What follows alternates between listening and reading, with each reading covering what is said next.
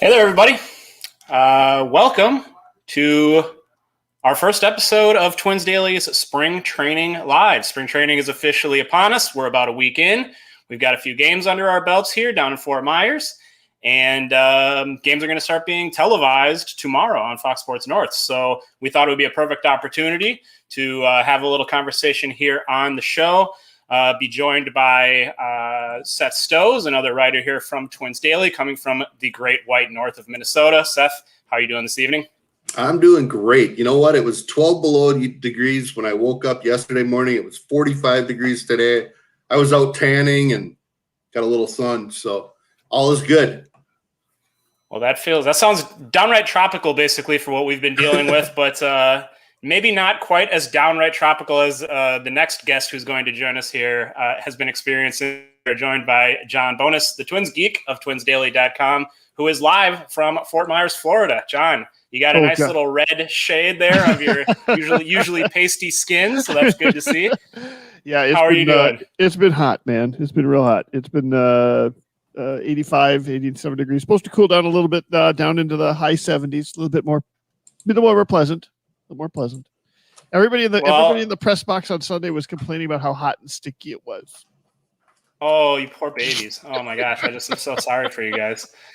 My clothes are sticking to me. I don't like it. So what we are going to do here today is John's been down on scene for almost a week now covering camp. And we're going to talk to him a little bit about what he's seen, ask him some questions. We're going to be joined over the course of the show by some Twins Daily writers who will come in with some things that they want to talk about and pick John's brain about. And if you are watching the show via any platform, whether that's YouTube, Twitter, Facebook, wherever you might be, you are also welcome to ask questions to our man on the scene down here. John's been at Hammond Stadium. John, did you go on the road for the road game today? Yep, we did. We went to Northport today, which is the Braves' new stadium, newish stadium. It was new last year, but of course there wasn't a last year. They only played half the games of spring training, and there was no minor league team there.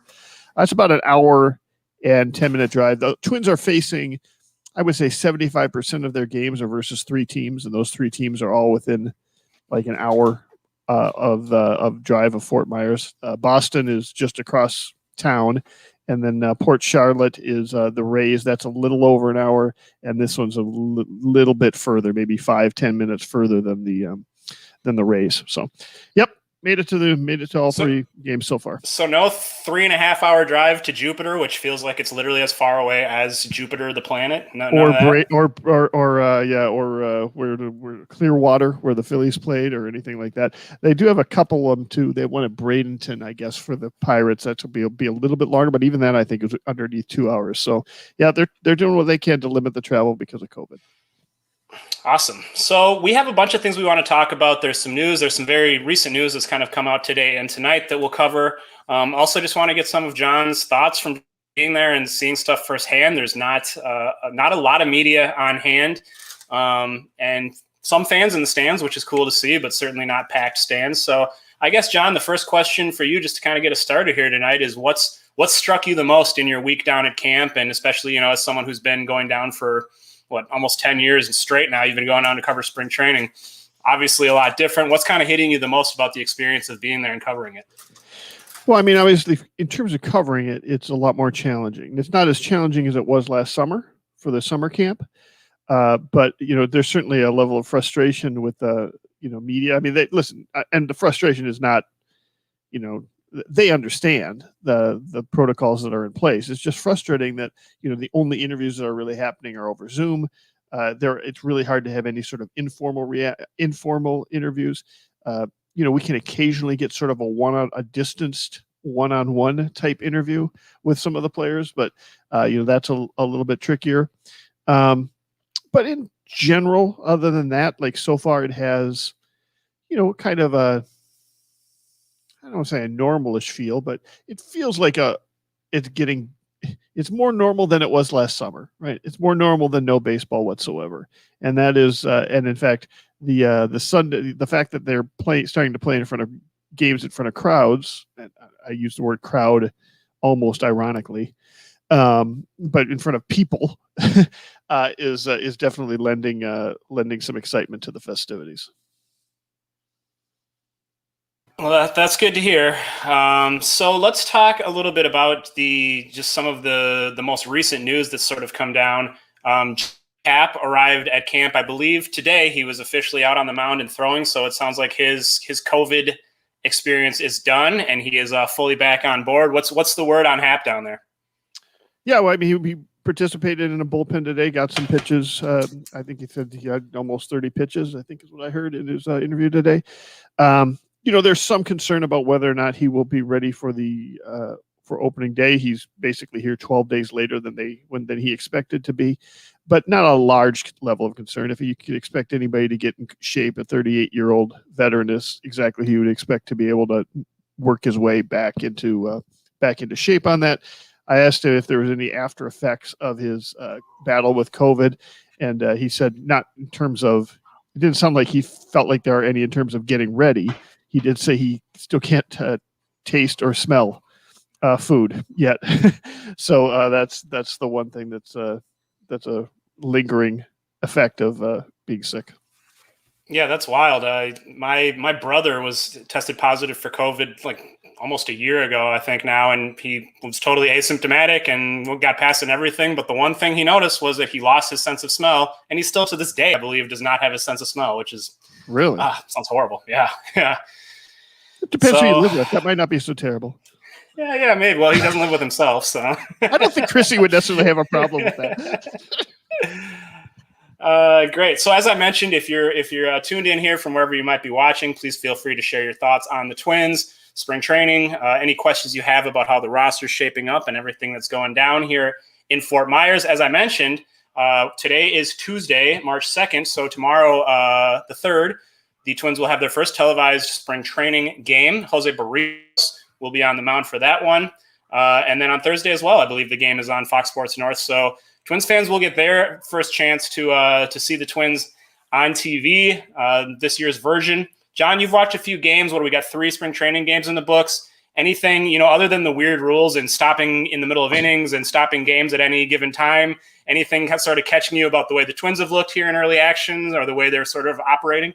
Well, I will suggest that I think tomorrow or Thursday and maybe I feel like it'll be tomorrow, but maybe Thursday, we'll see Nelson Cruz for the first time this spring. We haven't seen him or Donaldson yet. So I think we'll see them. It'll be nice to see Barrios on the mound tomorrow and Maeda on the mound on Thursday. That'll certainly be, and I'm glad that they scheduled those. We have seen Smeltzer and Charlie Barnes today. We haven't seen Lewis Thorpe yesterday. So we haven't seen any of the big names on the mound yet. I think they were kind of saving those for some of the TV dates. The oddest thing about today's lineup was that they had so many regulars in it. Usually when you have road games, the veterans don't have to go on the road games. The veterans usually get to play at home, right? Now they had a road. They started at home on Sunday. They had a road game on Monday. I think they wanted to get some people some work. So you saw Sano and Kepler and Buxton in the lineup today, which was kind of nice to see them go on the road and field a decent team. One of the Braves reporters nearby said, the Twins were fielding almost as many veterans as the Braves were in the game today. So 74 of 75 players have arrived in camp. One straggler. Now that Hap has shown up and he's gotten past his COVID diagnosis, Andrelton Simmons still stuck in Curacao, the last player to show up. It sounds like the most recent thing I heard is that I just heard tonight, I think they finally have started to feel like there's some solid information and they expect him, I think they said by the end of the week. John, have you sensed any real concern about Simmons' situation, or is this just a procedural thing that they need to get past? And as long as he shows up pretty soon here, really shouldn't be an issue. No, I haven't sensed a lot of concern. Bottom line is there's some hoops they have to jump through. One of the things he had to do was have an appointment with the people in Curacao to kind of get through the paperwork that needed to happen. He was still waiting to hear when that appointment would happen. I think he now has had that appointment, or else he got a solid date on that appointment. And what I heard is that they expect him now that that's being taken care of, they expect him by the end of the week. Curacao is been a problem. He's not the only one who's been affected by this. Didi Gregorius just showed up in camp late last week as well. So, it's just something that, I don't think we're going to have to worry too much about Andrelton Simmons not being ready by opening day just because of this goofy delay. And I think part of it is because he signed fairly late in the offseason.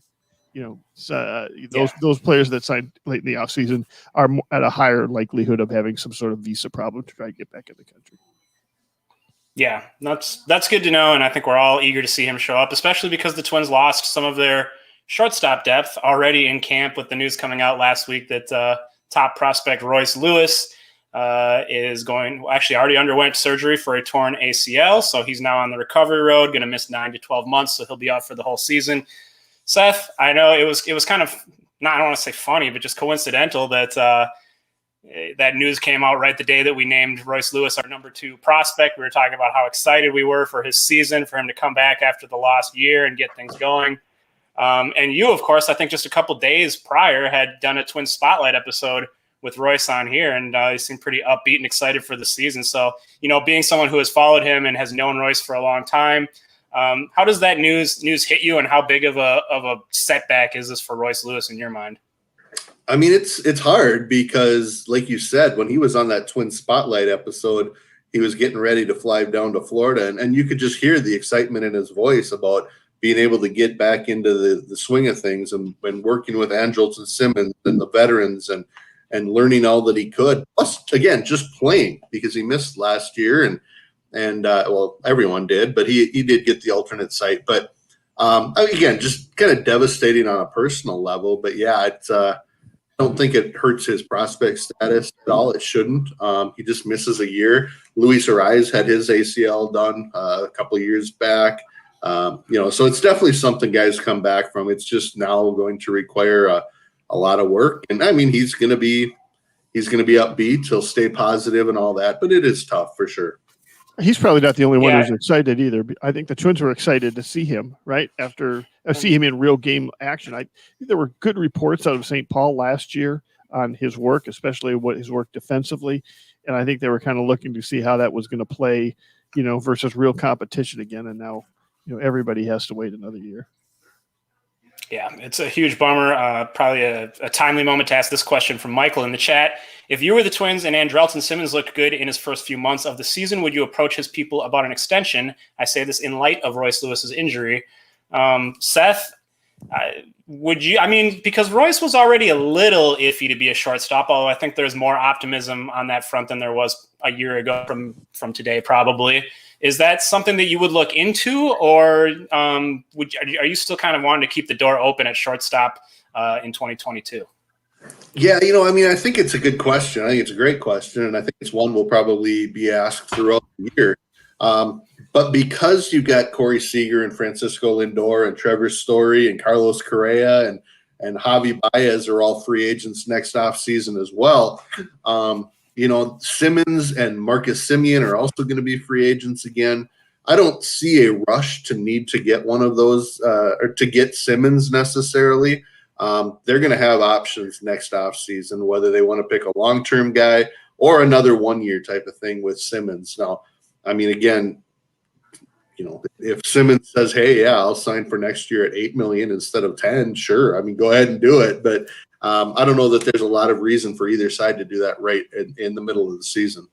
Yeah, it could be. It could very well be that they take a look at that that Simmons is taking a look at the competition in that shortstop market, though, and wouldn't mind a 1-year extension. I mean, at that point. So I don't know. It always comes down to money and years, right? As to whether that makes sense. It's probably worth talking about. If things look like they're working well, Twins could certainly use a one, and they like this new defensive focus that they're having on their team this year.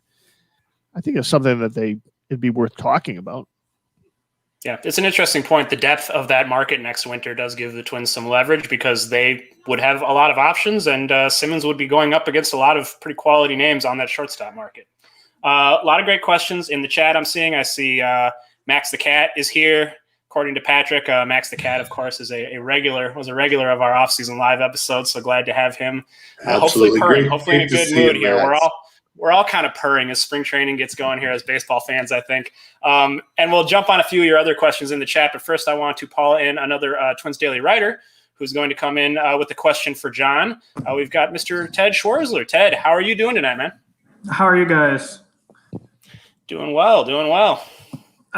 Timely discussion. Not as exciting as Simmons or some of the free agent class, but John and Aaron's latest Gleeman in the Geek kind of got me thinking about this, and I ended up posting a blog on Twins Daily today questioning it. But I don't love the idea, but I'm coming around that JT Riddle may end up making the Twins opening day roster. You two talked, John, about what they do behind Simmons, regardless of the fact that he's in camp late. And I think that is really a good question, or will highlight kind of what their plan is as far as a defensive outlook, because do you want to move Polanco back over while you're trying to transition him? Nick Gordon's not really a shortstop. Royce Lewis wasn't probably going to be an option. And then Luis Arias really isn't a shortstop. So JT Riddle, of the guys that you have in camp or the guys that you might have at AAA, he's really the one that has a defensive acumen at short, even though he hasn't hit anywhere. Depending on how they go from a construction standpoint on the roster, I wouldn't be shocked if he makes it as a 25th or 26th man. Yeah, I think he's as good a candidate as anyone for that 26th man right now. I don't really know which way they're going to go, and I don't think they know which way they're going to go. I think we get to the second or third week of March, and they're going to take, or maybe even the fourth week of March, they're going to take a look at where they are feeling comfortable and where they are uncomfortable, and they're going to try and reinforce themselves a little bit with that 26th man at some point. I will say this, Polanco talked yesterday or the day before about how he felt very comfortable still playing shortstop and was looking forward to getting some time at shortstop, and he was excited to play some shortstop. And I think that's it will be interesting to see how the Twins juggle that, right? That if they want Arias in the lineup and they want to put him at second base, do they give Simmons some time off and put Polanco over there again, once or twice a week, something like that. But I think Riddle seems to be right now sort of the lead horse in the if we get 26, if our 26th man is a middle infielder, it feels like he's in the lead of it right now. We've seen Riddle start at shortstop both in games 1 and 3 so far in spring training. Andrew Romine started in game 2. We've also seen Lynn play in the infield. They certainly are getting an opportunity because Lewis is hurt and Simmons isn't in camp to get a sense of what they have in their middle infielders right now. Let me add this too. I asked Baldelli the other day in one of those Zoom meetings if he feels comfortable with Riddle, Romine, and Lynn, and if he feels that those guys are competing for and I said, for lack of a better term, the A-Ray Adrianza role, which was that second infielder and the one guy that could play short. Now, obviously Baldelli's not going to commit to any of that at this point in the offseason. And the fact that Polanco can play short, and Baldelli pointed out that he will play some short, that Arias will play second and third primarily. I mean, I think you've got a lot of those positions covered, so you don't necessarily have to have a second utility infielder. But at the same time, I think Riddle's the clear favorite at this point if they do go that way. Yeah. I mean, that's Corey, I see asked in the chat here, do we then presume that Riddle is a better option than Zhu Wei Lin or Andrew Romine? I think the answer is yes, but are they potentially trying to use the hot hand? That's a valid point, but I think Riddle is, just because of his defensive chops, might be at the head of that list, although Romine has that versatility, Seth. I mean, that's got to be something that really intrigued them when they went out and grabbed him just ahead of camp getting started. In fact, maybe it was a couple days after camp got started. Yeah, it's hard to say who's got I'm just basing it on who was playing with the regulars the most, right? It was Riddle in game 1, and it was Riddle in game 3. when we've seen most regulars. So my guess is that he's in the lead right now in that 3-horse race, but that lead might have been determined before camp even started. It might not be in that same order by the time camp finishes. I mean, they did sign Riddle early, and they signed Roma because they had room for one more. So they signed Lynn very early as well. So whether or not that means anything, I don't know, but it'll be interesting to watch. Yeah, it'll be curious to follow those lineups and see who's getting the starts at shortstop, especially if Simmons his absence is extended anymore. And I think we'll start seeing Jorge Polanco get some starts at shortstop too, because as Ted kind of alluded there, they don't really have depth at shortstop. I mean, with Simmons gone, when Simmons is taking a day off once he's back, I mean, Polanco is basically their only starting shortstop. Maybe Arias in an emergency, but Polanco already has a starting position. So you can definitely see the value and the benefit in having another guy on the bench who can play shortstop, but it's just a question of if they're going to run out of spots. So let me add one other thing on that. Sorry, let me add one other thing on that. Last year, even when they only had 60 men, right, they had 4 or 5 veteran middle infielders, 4A middle infielders in that 60-man group. They might just be an organization that figures you can never have enough backups at middle infield. And by the way, we saw none of them. We never saw any of them throughout the season, right? They found a way to always keep them down there. So, it might be that they like to collect them just in case, but they don't really intend to use them very much. So. Yeah, that makes sense. It's always good to have some guys on hand. So, Ted, thank you for joining us. Thank you for the question. If anyone wants to learn more about JT Riddle, I know that Ted just very recently, maybe even today, published a blog on Twins Daily, solving the Twins opening day riddle. Nice little wordplay there. That's at the top of the blog sidebar on the right sidebar of the website. So go check that out. Ted, thank you very much for joining us. Have a good night. Are you going down to spring training? Yeah, I'll be down 20 days from today. So it's easier not to count down when it's 40, 50 degrees in Minnesota. Jealous, John.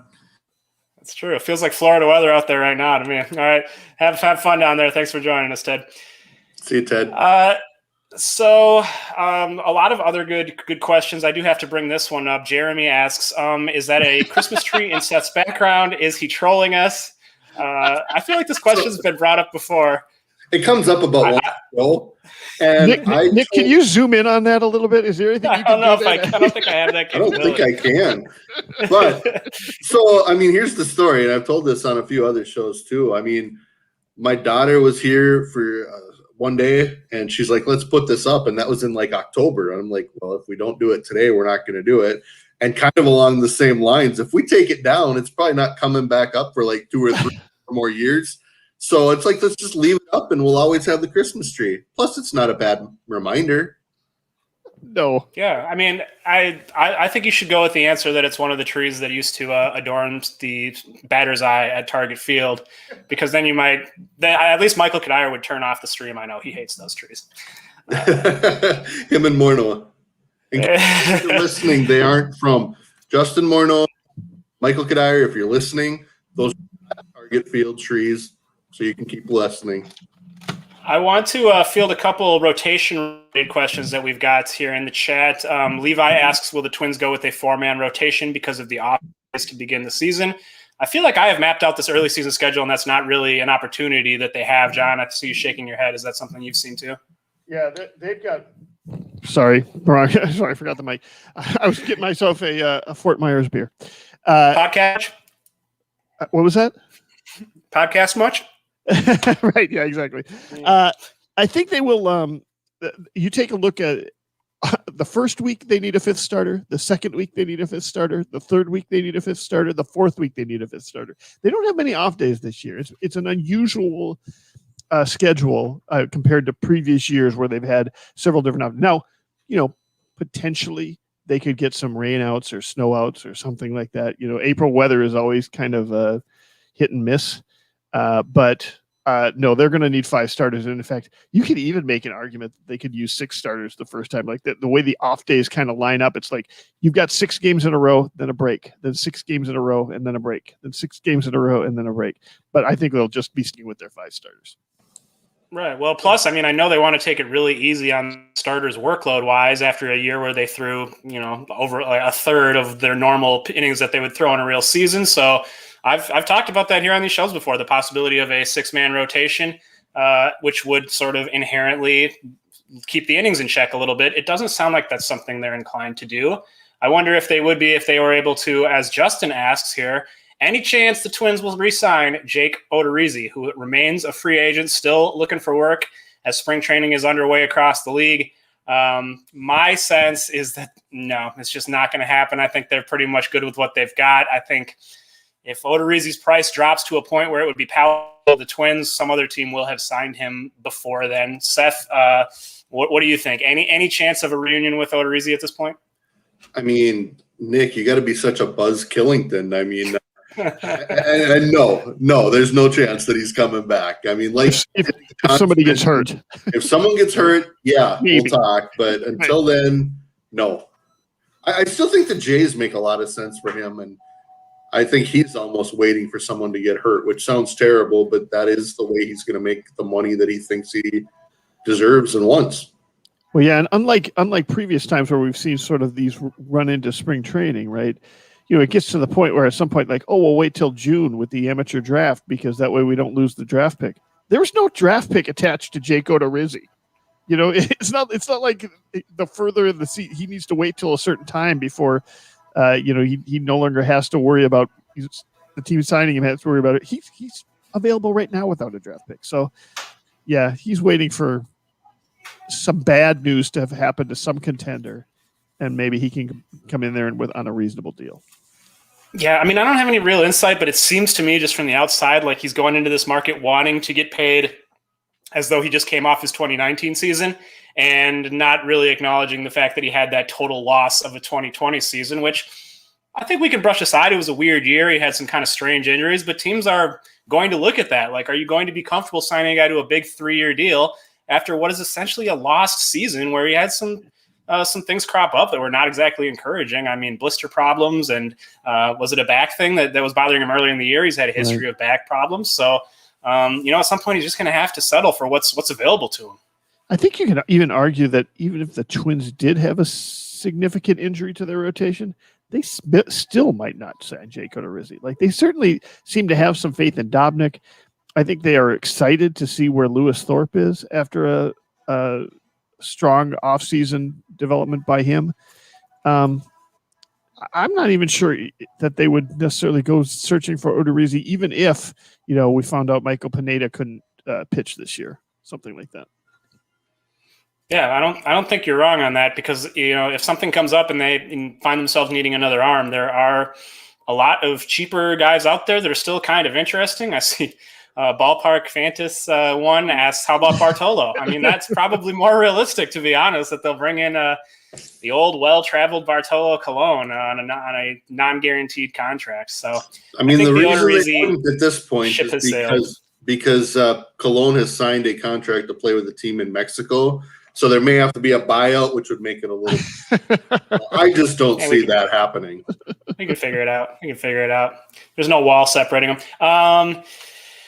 Next up, we would like to bring in another of our Twins Daily contributors who'd like to pop in with a little question and talking point for us. It is Mr. David Youngs, a frequent guest on what was Off Season Live and now making his debut on Spring Training Live. David, how are you doing this evening? You are muted at the moment.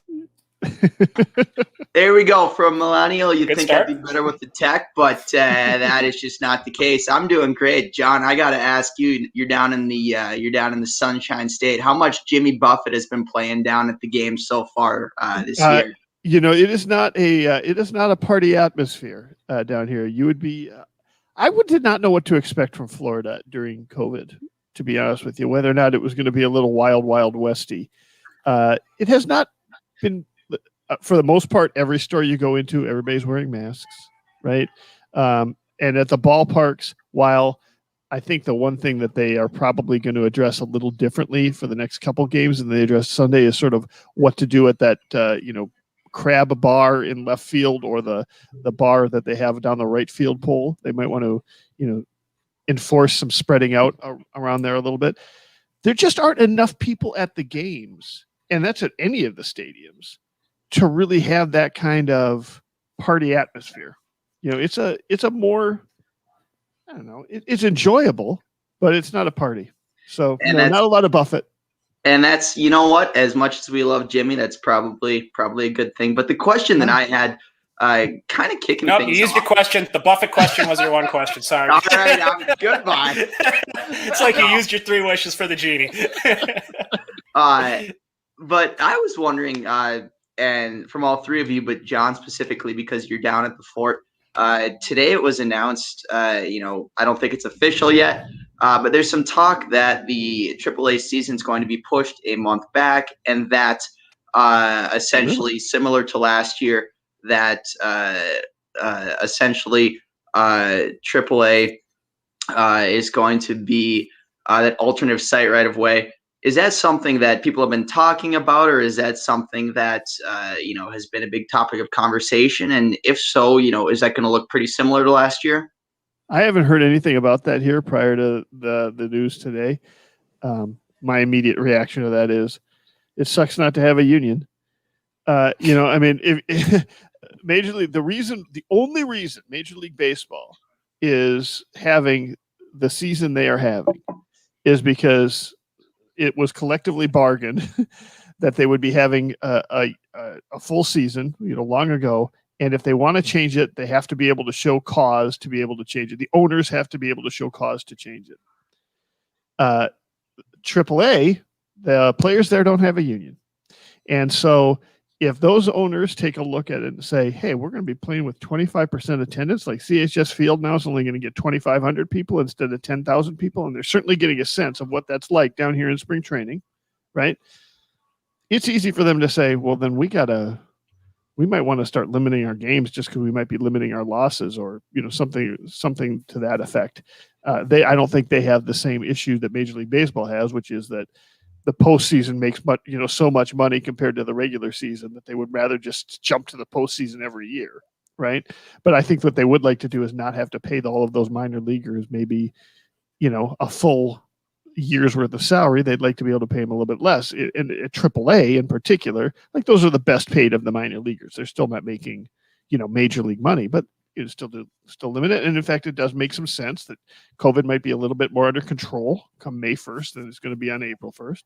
So, it's certainly a defensible thing. And in fact, frankly, April attendance has never been particularly good in some of these places, right? Like Minnesota, we had trouble getting attendance at Target Field in April. They're going to certainly CHS Field has never had to deal with that because they don't even, the Saints didn't start a season until end of May, right? So, it makes sense that they would do that, but yeah, that's definitely throwing everybody for a loop.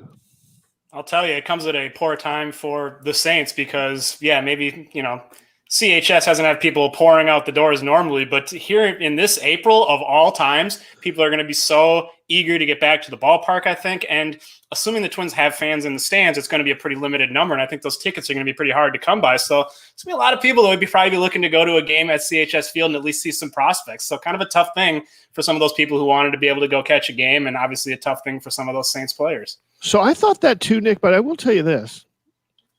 The Twins sold out Fort Myers Stadium hours after they put the tickets on sale to the general public. They only have 25% the tickets, right? So you would think so. The Rays yesterday, I'm sure they did not sell that out. They had lots and lots and lots of empty seats that were not, marked off, right? I'm pretty sure the Braves today also did not sell out. The crowds here are not just small from COVID, not from small just because they're limited by the number of attendees. I don't even think they're actually getting to those number of attendees in some of those places. I will be very interested to see what Boston looks like. The Twins play in the Boston ballpark on, I think, Saturday is their first game at Boston's ballpark. And I will be interested to see, and I'm also going to be interested to see, frankly, how the Twins deal with it. Like, are Minnesotans going to want to go to the ballpark? It might be that, when everything was kind of shutting down in COVID, and the argument was, how much should we shut down? One of the arguments was, well, people aren't going to come out when they're not, don't feel safe. Whether it's open or not, it's still going to be down. And I'm getting that sense that the more seriously it looks like the stadium is taking it and the community is taking it, the more likely people are to show up there, even though the restrictions are fairly strong.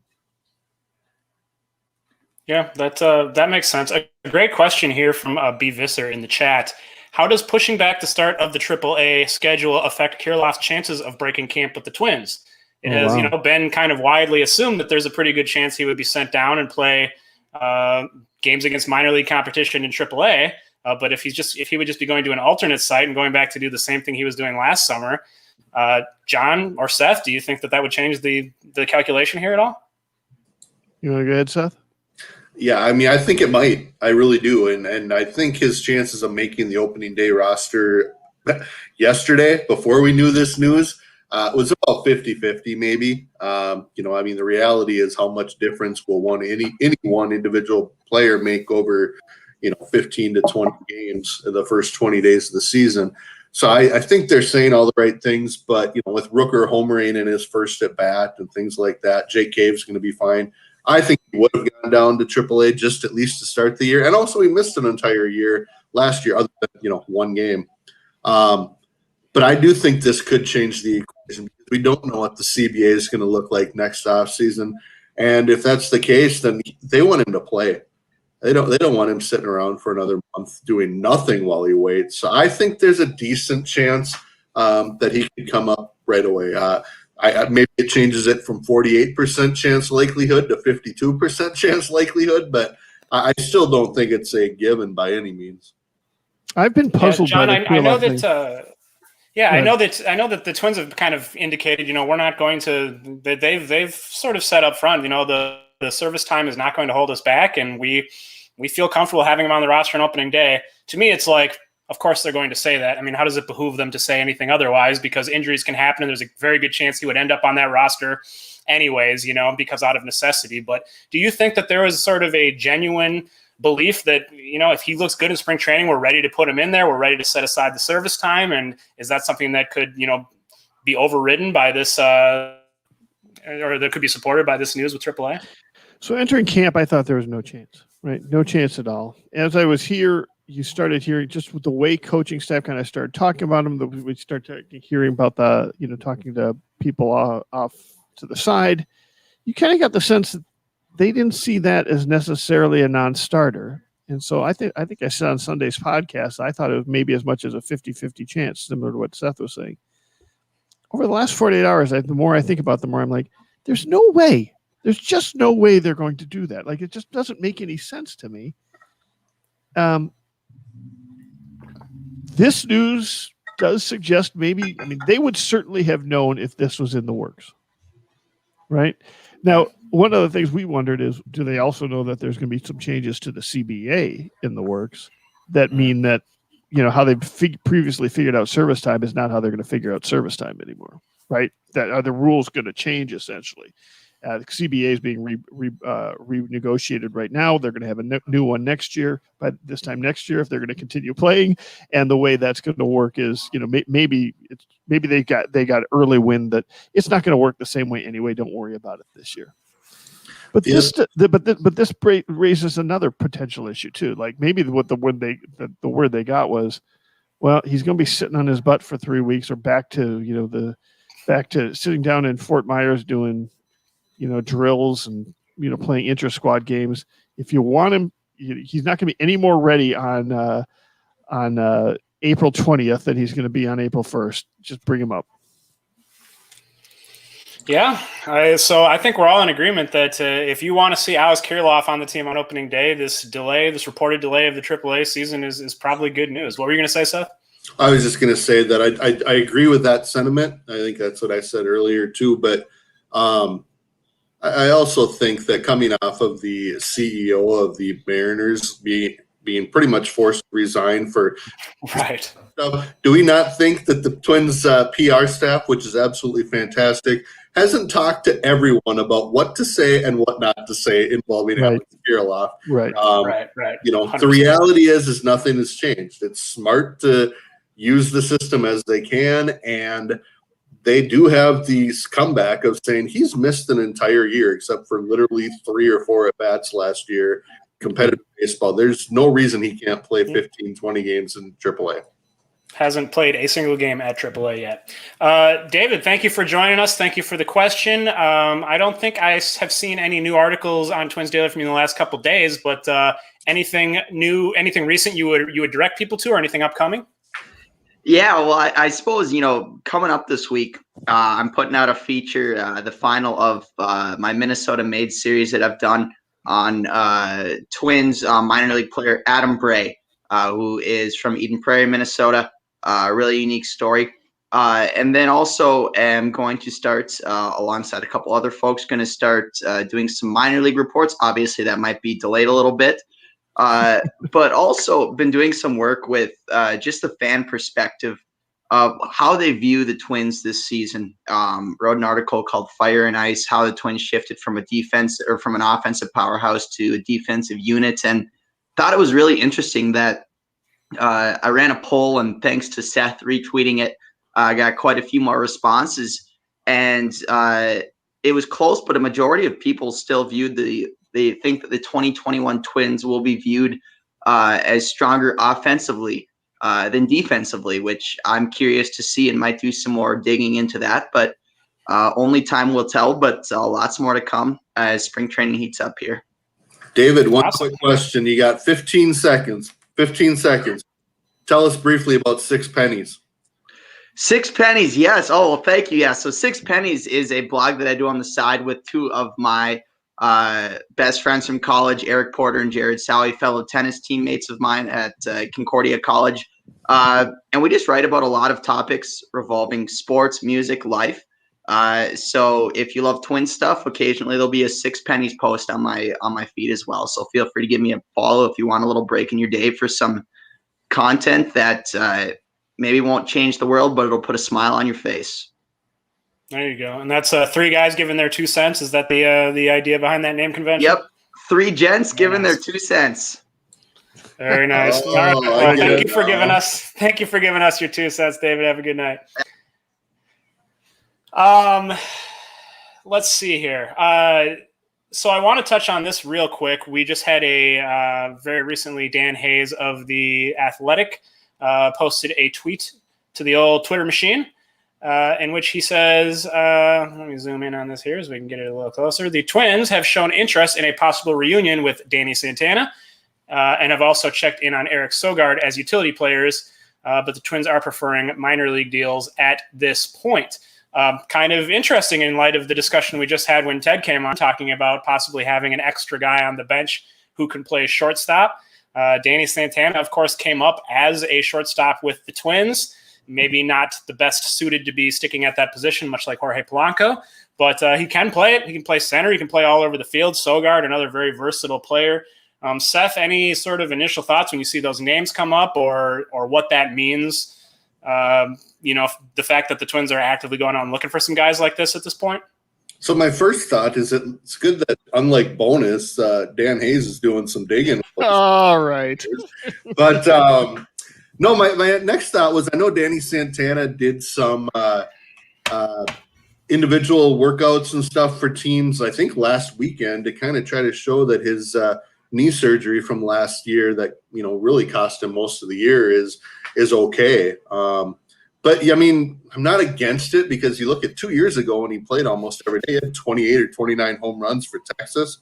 My concern, kind of like you brought up, Nick, though, is that year he played pretty much first base and center field for Texas. I don't imagine he's going to be really option at shortstop. I even wonder at third or second if he's an option or where he even would fit into this roster. He's probably a better defensive version of Luis Ariz. At least in the outfield and probably in the infield too. But I'm not against it on a minor league deal, but he's going to want to be up in the big league. So I would imagine there'd be an opt-out pretty early in the year. I got to say, I see stuff like this and just some other things, and just the fact that the Twins are, and we'll get into this a little later because I think it's a talking point of its own. But the fact that Luis Ariz is apparently not going to be playing left field really in spring training, And now they're looking at these other utility options. I just really get the sense they might still be shopping Luis Ariz around. Like, are they looking to still? I just don't really see how he's going to fit. You have a batting champion kind of guy who has no real position, and it's just if people are healthy and if he's not playing left field, we can find ways, and we've talked about finding ways to get him into the lineup, but I don't know. If they brought in a guy like Danny Santana, it would just be another sort of redundancy on the bench. I want to dive into that a little bit, but first, let's bring on we have another Twins Daily writer who is going to come on with a little question and talking point to join us with here. So happy to welcome Mr. Matt Braun out from the West Coast. Matt, how you doing tonight? Hey, what's up? I heard you introduced me, and I had to chuck my guitar because I was playing it. I was like, "Oh crap, I'm about to be on now." I saw you riffing a little bit in the side there, and I was kind of hoping you would just play us some tunes. But no, I thought maybe I thought maybe the question would be in the form of a song, something like that. Like I could oh, Johnny. I didn't. Let's just put it nicely. My playing is ahead of my singing. Let's say that. On the first episode of Twin Spotlight, Twins relief pitching prospect Tom Hackemer came on, and he did a Beatles cover for us. So, whoa. Oh, well, okay. Well, I'm being challenged now. Okay. The bar has been set high. So we cannot be doing that. So I know I already posted this, but hey, you know what? Let's just do it again. All right. So.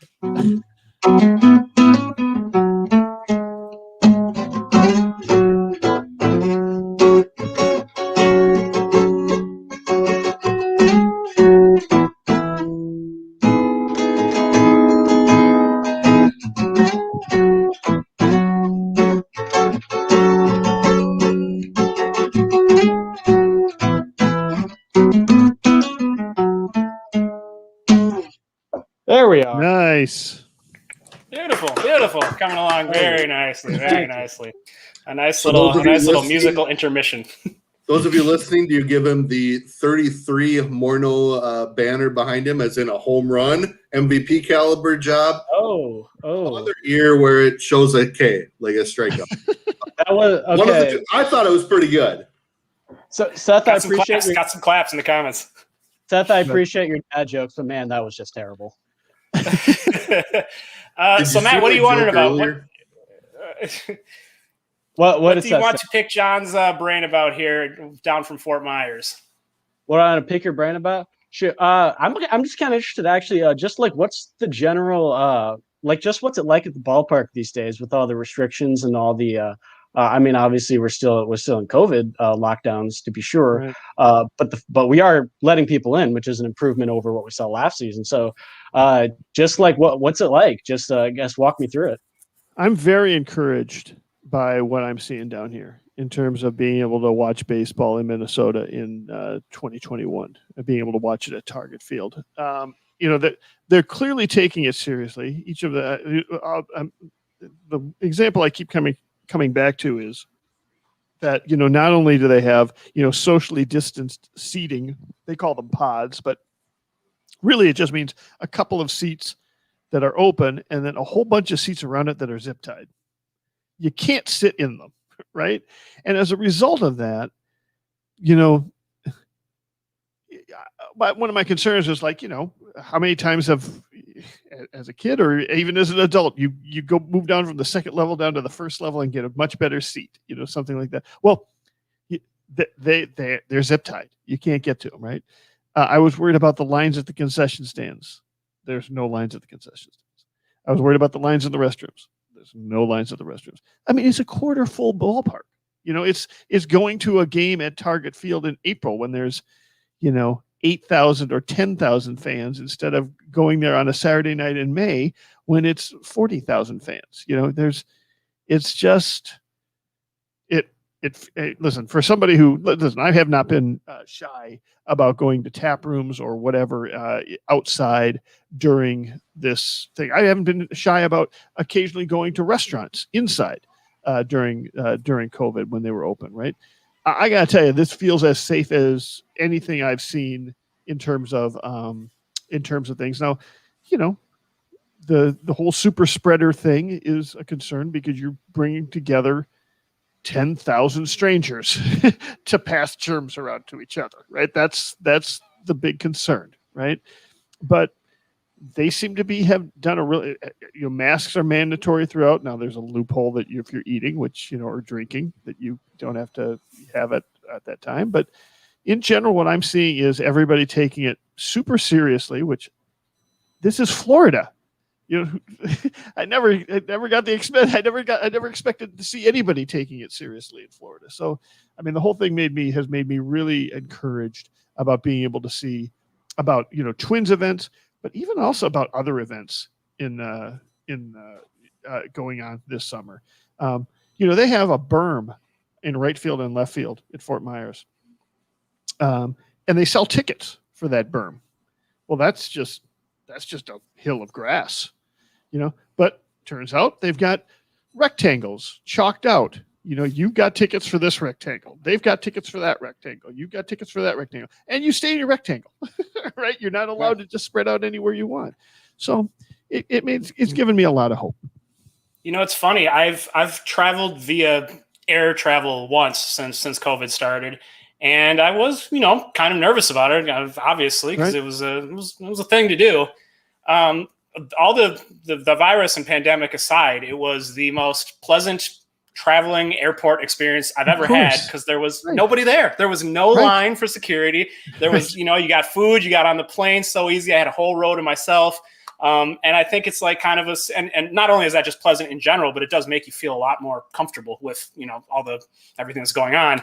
So I think, John, kind of what you're saying too, like there's no lines for the bathrooms. That was always the thing with like Target Field, was like when the Twins really sucked, it was like a lot emptier, which was kind of nice because there was space to move around in the corridors and you could go get some food without missing an entire inning.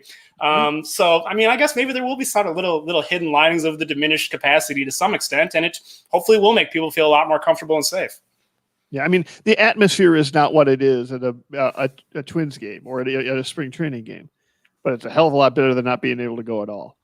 So, yeah, that's absolutely true. Matt, I don't think I've seen anything from you either too lately on Twins Daily, but anything recent you want to call people's attention to? Anything you got in the works that they should be looking forward to? Well, Nick, that's because with a bad name. Yeah. Well, Nick, you ain't looking hard enough, because I finally did write something for the first time. There's too much stuff on the front page. I can't even sort through it all. Well, to be fair, I was already out within like the next day. I'm like, geez, at least I got my clips. Wow. But anyways, when I said recently, I meant the last 2 hours, basically. Yeah, dude, you really got to be on it. Yeah, every night is nuts, man. We love baseball so much. It's crazy. But anyways, like Seth said, I wrote with the horribly titled, "Is there any hope for Royce Lewis?" Which I wanted to look at the history of first overall picks and sort of be like, can we find any comps for Royce Lewis? Is there any player we can compare to as far as like minor league struggles, serious injury, maybe some combination of the both? Spoiler alert, I did find a player, Adrian Gonzalez, actually, who retired not too long ago, longtime first baseman, Dodgers, Red Sox, Padres, also the Mets at the end, which is weird, but that's beside the point. He wasn't too great in the minors, suffered a wrist injury, didn't start getting consistent playing time till he was like 24, 25. Turned out to be a pretty damn good player. So, the history of shortstops specifically, who took more than 3 years in the minors, that history in itself isn't too pretty if you want to compare them as far as that goes. But my conclusion was, hey, there is someone we can look at to sort of be like, hey, it's probably not all going to be bad. There is some hope still, as like Minnesotan passive aggressive as that can be. That was kind of the end result. Yeah, I do need to point out that I was referring to the title, the actual article you need to go in and read. Very well done. But the title made me go, what do I? Well, here's what I wish would have happened. I wish we had talked about maybe having Royce join the show. I would like to have had Royce ask Matt Braun. How do you feel about this title, Mr. Lewis? I think, is there any hope for me? So thank you for having me on. I appreciate it. Yes. Thank you for joining us, Matt. Make sure to go check out Matt's stuff at the website. I'm gonna go delete yourself. Yeah, I'm gonna go delete everything I've ever done. I will at least wordsmith that title a little. All right, see you, man. Thank you. Stick with the guitar playing. Yeah, he's going to be playing some sad tunes now. So I want to stick with that topic just a little bit, John. You've been in the stadium. You've been around the fan experience here as they're welcoming fans back into the ballpark for the first time. It seems like you've mainly been impressed, and it seems like they've got a good handle on everything. But as you look ahead here, we are now less than a month from opening day for the Major League season. Little more than a month from opening day at Target Field on April 8th. What kind of strikes you that you look at that you're like, ooh, I think that'll work really well, as they try to scale this up to, 2,500 fans at Fort Myers. They're going to maybe try to do 10,000 at Target Field. What do you see as kind of being the things that you'd like to see put in at Target Field? And what do you see as maybe the biggest challenges they're going to have to overcome at that scale? 25% capacity is a great place to start, right? And I think that's what they've done. And I think that, in fact, provides all kinds of safety in and of itself. When you've got 25% capacity, there's just a lot more room. Zip tying the available chair, the unavailable chairs, absolutely makes it easier to manage the crowd. No doubt about that. I think that's a good one. I think the biggest challenge is going to be the bars. Right. And in fact, that was already, like I said, a little bit of a challenge over in Fort Myers. And I'll be interested to see how they react to that over the next few days.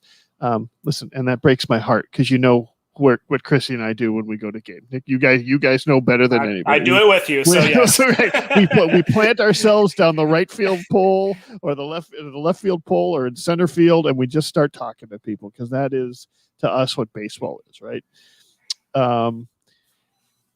I don't know exactly, one of the things that, they've got sort of a mini shelf kind of going around the first level of Fort Myers Field. Some of those have seats. Those seats are sold. Those seats are spread out, but they're also very movable. They're not immovable, right? I think they do a pretty good job of keeping that. Some of them don't have seats. They are standing room, and it's hard to keep people from standing at a place where they can stand, you know what I mean, and watch the game. So, I think there are going to be some challenges there.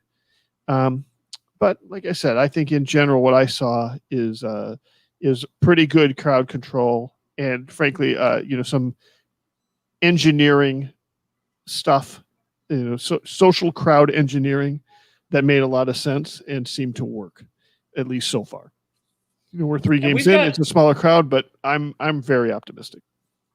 As far as Target Field is concerned, I feel like we've got kind of a deadline coming up because my understanding is that the people who run the ballpark, the operations staff, need basically a month, I think 4 weeks to ramp up and be ready to host whatever amount of fans they're going to be bringing in. And I mean, a lot of this stuff hasn't been used in a full year because they didn't open up any of the concessions or anything last year.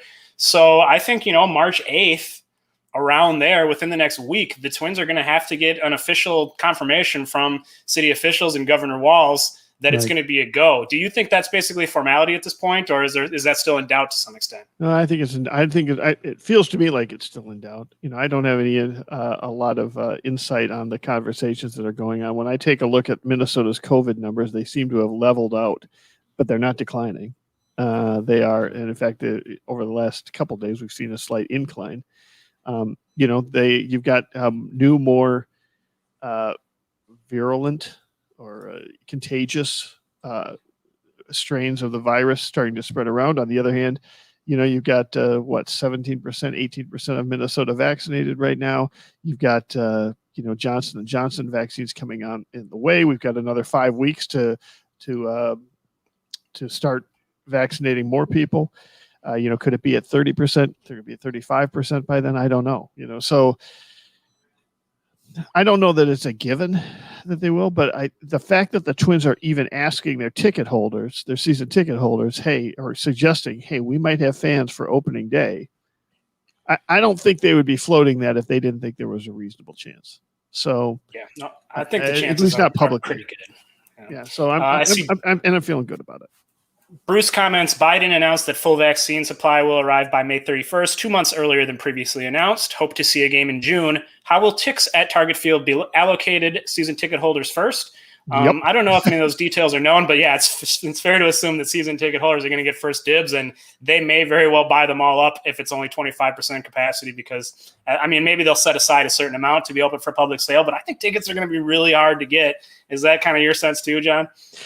That's what I kind of thought up until the point where I got here. Now, I mean, certainly that happened here, but they did when they announced a month ago that they were going to allow people here to see these things. I thought the season ticket holders for spring training would buy up all the tickets, but they did allow tickets, public tickets.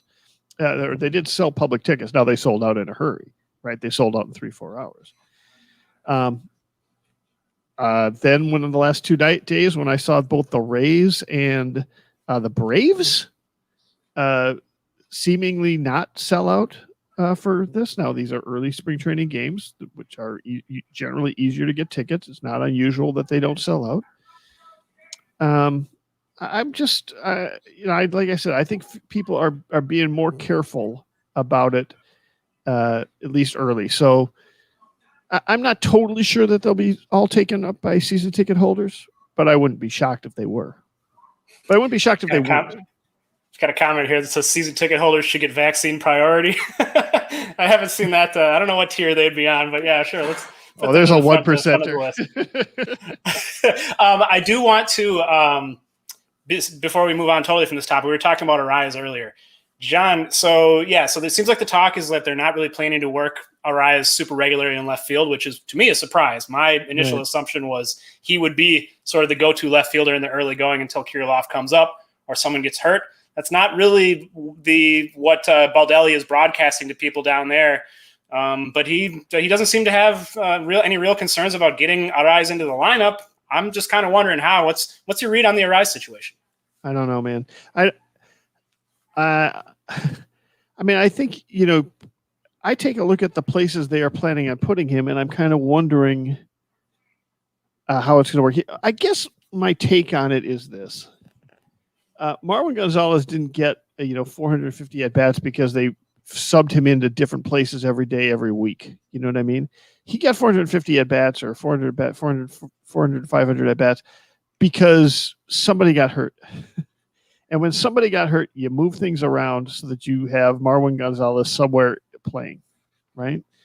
And I wouldn't be shocked if that's what ends up happening here, right? That what they're really doing is like they'll move things around, but within the first week and a half, somebody gets hurt, and then you just start shifting people. Like if it's Sano, then you move Donaldson to first, and you move Arias to third. If it's Simmons, you move Polanco to, you can just go around if it's left field, well, I don't know exactly what you do, but that's the thing. Gonzalez got all those at bats because he can play the corner outfield spots. I don't know if you can't use Arias in left field. It limits things a lot. Here's the thing, though. If your left fielder does get hurt, then Arias is in left field. You know what I mean? Like then they weren't afraid to put him in left field. I think that left field, he ended up getting second most number of at bats in left field in 2019.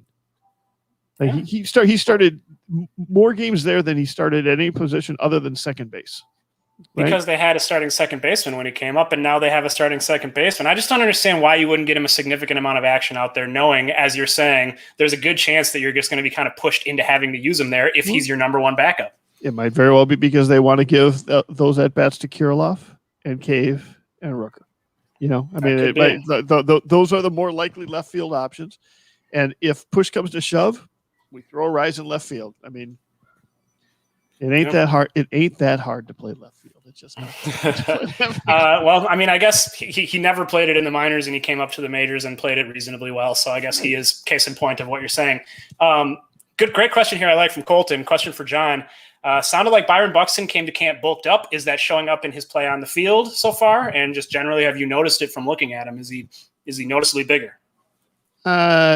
He looks great.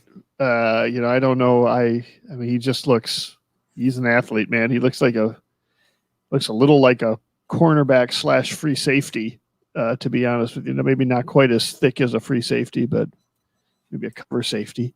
And then as far as his play, I mean, he laced a ball in the left field today. He also, I think, struck out at one point. I mean, it's just I don't know if that much is. I don't know if his body type is going to affect whether or not he learns to be careful in the strike zone or not. And how he's going to play. It might affect whether or not he is willing to run into walls in the outfield. His first hit to center field this year, his first catch, he ran into the wall to catch it on Sunday. Now it was, it wasn't a hard hit on the wall. It was just sort of he catches at the warning track and kind of bounces off the wall. I don't know exactly what to. I think Matthew Trueblood on Twins Daily wrote a great story about why we should be worried about Byron Buxton. I'm a little bit worried about Byron Buxton, but I also know that it's impossible to judge people in spring training. The year that I thought Byron Buxton was going to be a monster, I think it was 2017, where he was just hitting the snot out of the ball in spring training. He had a terrible April for the Twins. And after that. And meanwhile, Sano looked absolutely overmatched in the spring training and just hit the snot out of the ball in April. And that's the year where I said, I've got to quit pretending I know anything in spring training based on spring training. Because that's just not the case. I think that the year after that, I just decided I'm not going to write anything about any games because it all means nothing ultimately. We just fool ourselves into thinking we know something by watching these guys play in meaningless warm-up games while their bodies are getting ready and they're trying to figure stuff out. Yeah, I think that Buxton year was 1 or 2 years after Aaron Hicks had his monster spring training and won the center field job, and then was a disaster from day one of the regular season. So. I mean, a legitimate disaster, like plagues and locusts and all kinds of stuff were happening to him. Yeah, it was disastrous, right? Yeah, Ballpark says I'm a lot worried about him staying on the field, but not concerned about his baseball skills. I tend to agree with that. I think if Buxton plays 140 games, he's going to be an MVP contender. So I really hope we can see it for the first time this year. I think 130 is his max so far. And another injury ending his season last year, struggling with a concussion in that shoulder. I'm curious, has anyone been talking about the shoulder, John? Because I know that was still clicking kind of and bothering him during the season last year. Is that finally – I'd be curious to know if he's totally past it now or if it's just going to be a thing going forward. We have not had anybody talk about it, but that's because we have not had Buxton in front of the press yet. He hasn't been on a Zoom call. Seth, am I wrong about that? I don't remember seeing Buxton on a Zoom call yet. I don't think he has been. No, this seems kind of late for that. But, I mean, the first week or two, it's often some of the bigger names start kind of trickling in here towards the end. So if anyone has any final questions as we start to wrap up here, feel free to share those. If you're wondering anything from John's experiences down in spring training in Fort Myers, I would like to talk a little bit about these next couple days of spring training games, since fans are going to finally, those who are working from home and have access to cable or satellite, which is the only way you can watch now, who are going to be able to watch these games. What should they be looking out for? We've got a noon Central Time start, 12:05, Twins versus Red Sox. Jose Barrios making his spring debut. Any thoughts on this game? Anything you're going to be keeping an eye out for, John, or that you would recommend viewers be looking for? Well, I mean, we'll obviously want to see Barrios getting back. To me, the most interesting question right now, we're just talking about Arise, is who's leading off every game? And in particular, do we ever see Max Kepler not leading off during spring training? I'm glad you asked that. We had a question here. Ballpark asked, favorite for leadoff hitter, Kepler, Arias, or others? Yeah, I mean, I love Arias in that position. Not because I don't like Kepler, but because I think the Twins need Kepler in the middle of the lineup now. When Rosario left, I think you want his left-handed bat available there to drive in some runs somewhere in the middle of the lineup. I did ask, Baldelli is not going to talk about lineup or anything like that. It's certainly not this early in camp, and frankly, not even late in camp, probably.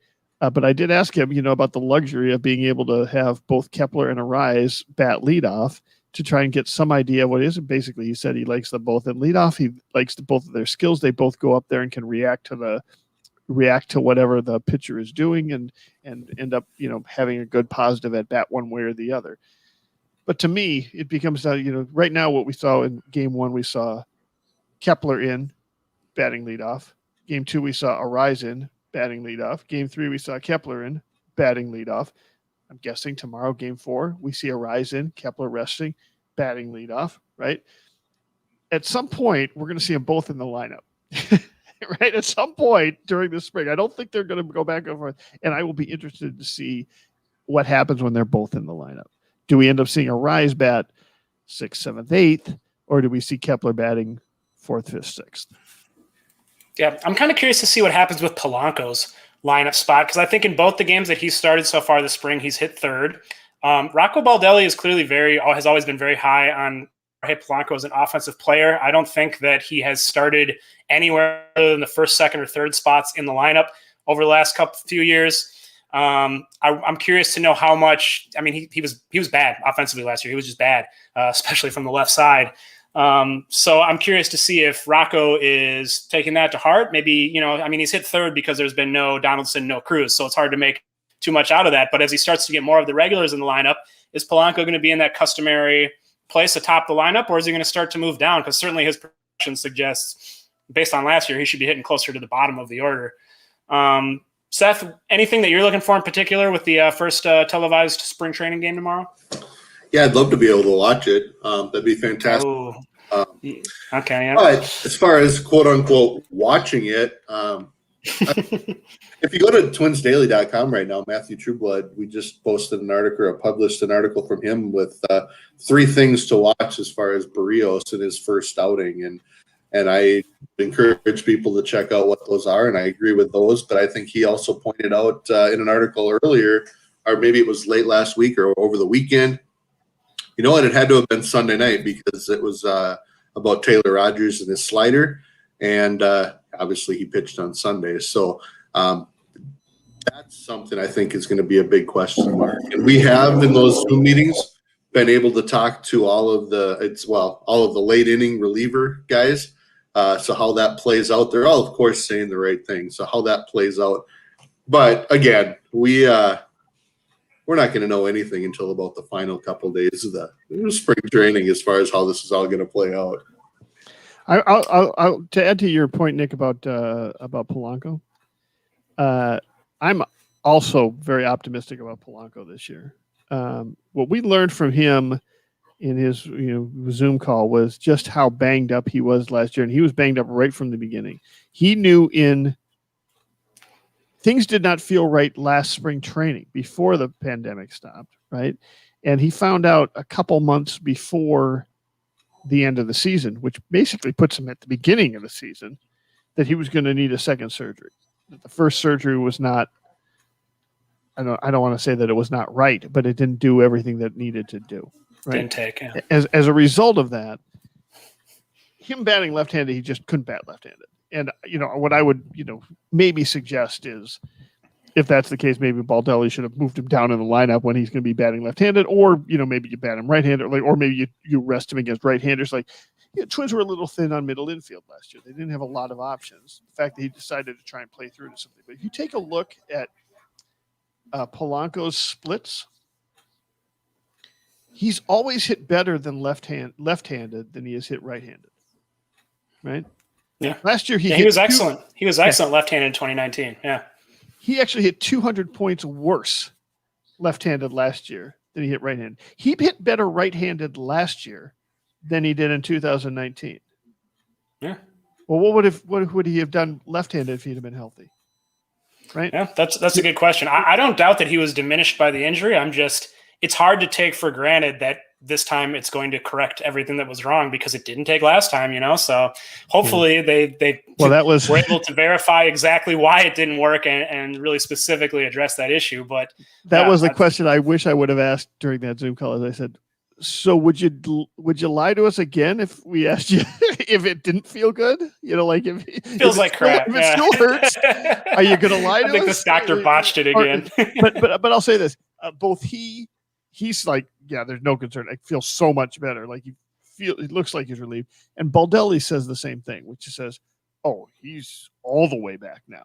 Like, there's no rehab to this anymore. This is all, he's a new guy. So I'll be interested to see. I think that's another thing, in addition to just where he's batting in the lineup, as I mentioned, if you're watching these spring training games, take a look at Polanco, see how you think he's moving around, and especially if he's facing a right-handed pitcher, see how he's swinging from that left side. Is he taking a good firm step with that foot and really driving, or is he kind of just waving his arms like he was last year? Because it was pretty evident that he was swinging one-legged last year. Right. Seth Bruce says you can come on down to Cottage Grove. We have FSN and beer. I don't know if you're going to take him up on the beer, but I bet you take him up on the FSN. That's a little bit of I would like FSN. Yeah, it's a bit of a hike, I guess. But thank you. Bruce also asked, how good will the Twins be with Polanco and Garver reverting to 29th hitting form? I mean, if they get anything close to that, this lineup is going to be so dangerous. So that'll be exciting. One last thing I want to pick your mind on here, John. We've also got the game Thursday on TV. Who are the Twins playing in that one? The Red Sox again, I'm assuming? No, the Rays at noon. And that's also at Hammond Stadium. Kenta Maeda, their reigning ace, reigning Cy Young runner-up, starting that game. Is it too early and far too dramatic and putting the cart ahead of the horse for me to wonder if the fact that Barrios is ahead of Maeda in line at this very early stage of spring training is possibly an indication that he would be in line for the opening day start with Maeda starting the second game, despite Maeda having that amazing season in his first year as a Twin? That's an interesting question. I had not thought about that. I would like to chart that out. Now, the opening day start, there's two big opening day starts, right? There's the true opening day start, and then there's the home opener. The home opener, yeah. The home opener would fall to, I think, the seventh or eighth day. It's a 1 week after, right? It's exactly 1 week after. Yep. So it'd be the 8th after 7 the first days game. after it. I don't know. I mean, it could be that Barrios gets the opening day start and Maeda gets the home opener start. Something like that. If they stay in this order, that would seem like you would have maybe Barrios pitch game 1, also game the Wednesday afterwards, and then Maeda gets to make the home opener. I could see that being something that they would maybe do. Although I wonder how everybody would react to that. Yeah, it'll be. I mean, it doesn't really matter in the grand scheme of things, but I think the honor of getting that opening day nod is meaningful, and it's something that Barrios has received in the last few years. He would have received it in, I think it was 2018, but they sort of altered his schedule so he could pitch in Puerto Rico. So that's, I think he kind of feels like that guy. He's coming to camp talking about wanting to be the ace. He's got the track record with Twins. He's been a long-time guy here. I don't think anyone could argue that Maeda was better in the shorter season. Seth, do you sort of leaning? Do you think the Twins will go back to Barrios, given his sort of entrenchment and familiarity to the franchise, or do you think that Maeda, with a year that, he was literally the second best pitcher in the American League and their ace and their game 1 starter in the playoffs, do you think that's something that they're going to turn to him for? I think a few different things. First I agree with John that one will get the home opener and the other will get the overall opener. I do think that Barrios being a day ahead of Maeda may mean something at this point, although that's certainly easy to change with a month to go and a couple of off days and things like that. But I'd also add that with everything you just said, Nick, let's not forget that early in camp, there were a lot of questions about whether or not Barrios was going to potentially get a long-term contract extension this offseason, and throwing opening day at him certainly can't hurt that. So whether or not that's actually true, I don't know. I think, rotation numbers and opening day, it's more ceremonial than actually meaningful. So, but I do think it means something to the players, and that's why I think I'm going to want to upset him at this point. Yeah, that's true. I don't know if he would be – I don't think he'd be upset to not start on opening day, but if he feels like he's earned that opportunity, I wouldn't blame him. He's had a great career up to this point, and I'm excited to see what he's got in store for us this year. Seth, any final thoughts here as we sort of sign off? Anything you're particularly – are you just excited to – well, I guess you're not going to be able to watch the games the next couple days, but at least there will be games. Some of your prospects will be playing. We'll start to see some more of the regulars entering the fold. What are you looking forward to most here as spring training really starts to get rolling? Yeah, for me, it's as John said earlier, the actual stats and scores and all that stuff don't matter, but it is fun just to see guys getting back out there. You mentioned Donaldson and Cruz eventually getting into the lineup, maybe as early as tomorrow. Now we're going to see Barrios and Maeda and Happ now being back. Pineda. I mean, getting the first 3 starts were fun because they were young lefties or inexperienced lefties, but now the guys, they're going to start getting their time. I'm very curious how the bullpen will play out in terms of inning opportunities, especially as we go forward here. And yeah, I mean, for me, it's the second half of the games are just as fun as the first half. I mean, Aaron Sabato, your guy, has played in all 3 games so far, and it's kind of fun to see some of those guys get those opportunities and just, you know, try to make the best of it. So, I mean, that stuff matters to those guys and their families as well. But I mean, big picture, that all that matters is they're getting these guys ready. I do want to point out real quick, I mentioned Danny Santana had a knee surgery. He had a UCL, not an ACL, so that's his elbow. So got I it. wanted to clarify that quick, and also I want to add that Byron Buxton, I mean, he got himself in great shape. Guys get bigger in the off season, bigger, faster, stronger, and then they do it so that they can withstand a full season. You know, I mean, so Also as they get older, anyway. like just in general, you start putting on muscle and stuff at that age too. Like it makes sense. Right. Yeah, I mean, Put on weight. I don't know about muscle, but he certainly wasn't. This is about the age when people add power. He doesn't need to add any more power, but no, but sure I mean, a lot of guys, a little more power. A lot of guys try to get to camp and they work out and they're real heavy lifting all off season. And then once the season starts, they kind of downplay that and they end up losing 10, 15 pounds. Right. I wouldn't make too much of it. And like John said, it probably has nothing to do with on performance other than hopefully it'll keep him strong and hopefully he's able to play the whole year, which are 2 very different things. Yes. John, how much longer you got down there in Fort Myers?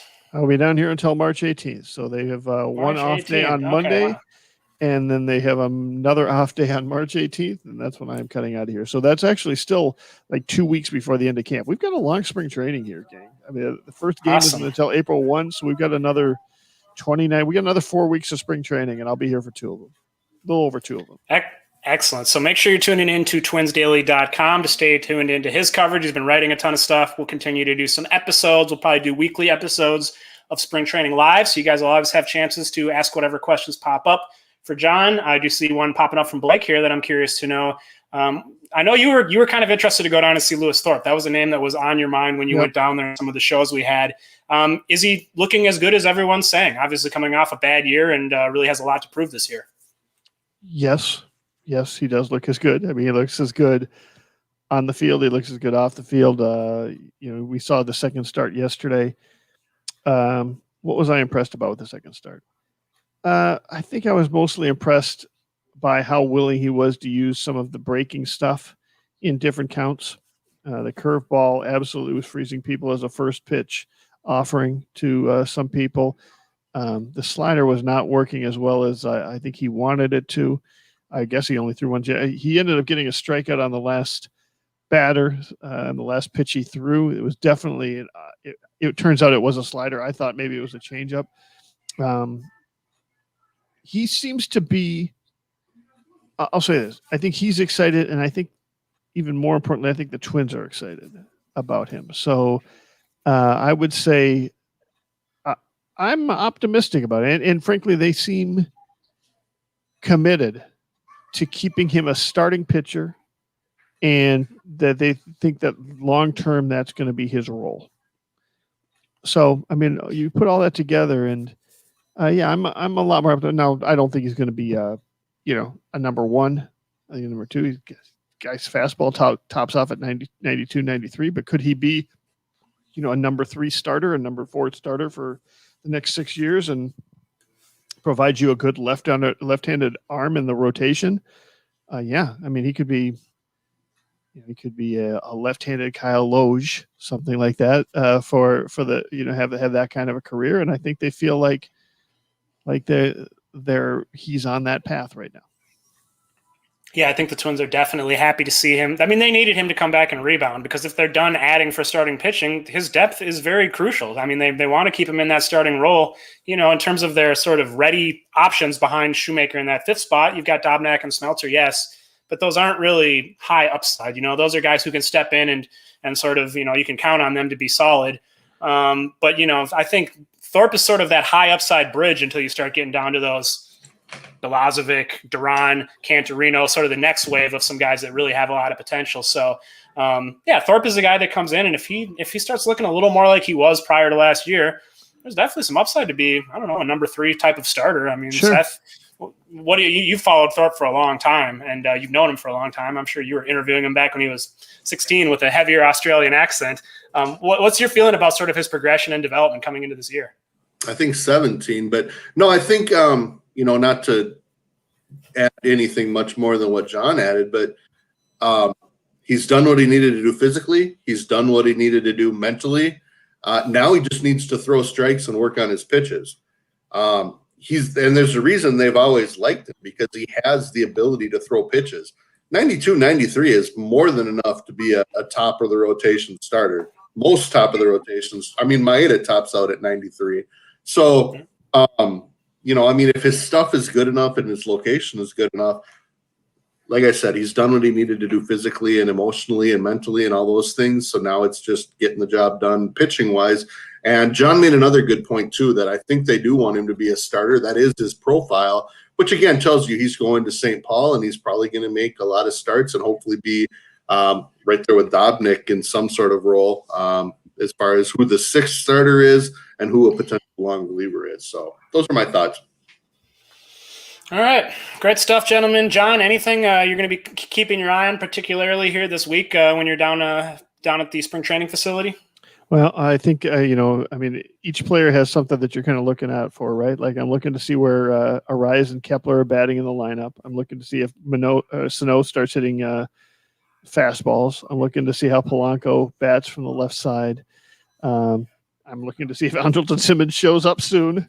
In general, I'm very interested to see how Kiralof ends up, hitting and showing stuff. Whether or not Buxton seems to recognize there's a strike zone. So yeah, there's a lot of stuff that is fun to watch out here right now. Awesome. Well, we'll be excited to follow you on Twitter at TwinsGeek, and we'll be excited to follow your work at twinsdaily.com, as well as here on the show and podcast. So if anyone showed up late for this episode, you can go find the full episode as soon as we get done. Go just Google Twins Daily YouTube. The episode will be on our YouTube channel. You can subscribe to that and make sure you never miss a future episode. We'll be doing these spring training episodes probably once a week until the season starts, and then maybe we'll do some more post-game shows. Who knows what we'll have in mind for video content once the season starts. You can also Google Twins Daily Podcast, find our podcast. It's on all your favorite podcasting outlets, and you can always get these episodes in audio form as well. Those get published as soon as we finish up. So thank you so much to everyone who tuned in. We had a good crowd here, lots of great questions. Thank you to Matt and David and Ted for joining us with their questions. Make sure to check out their work at Twins Daily. John, we will continue to be very jealous, not as jealous maybe as we were a few days ago when it was sub-zero here, but still a little nicer down there. You still get to go down and see those ball games. But hey, hopefully we'll all be able to get out to a ball game here in the not too distant future, huh? I hope so. All right, Seth, thank you. John, thank you. And everyone have a great night. Stay tuned for future episodes of Spring Training Live. Go Twins.